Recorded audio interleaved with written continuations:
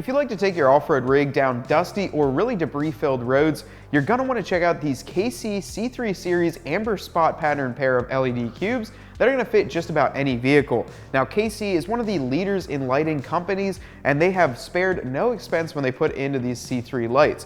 Now, the Amber LED is going to be able to cut through a lot of dust and or fog and give you a nice cutoff line to be able to see what's down the road. I really like to use these, and if you guys are out in the desert area, these are going to be perfect for you when you're kicking up dust or sand and being able to cut through that and see what's ahead of you. Now, these lights each feature a whopping 1080 lumens with a spot pattern that's going to shoot down the road a very long distance. It's 39,000 candle power on both of these lights. They include the harness and everything that you need to get them bolted up. KC has a great warranty and a great product here, so if you're looking for the best lights for your off-road rig in the dusty or desert scenarios and you want that amber, the KC C3 light is going to be perfect for you.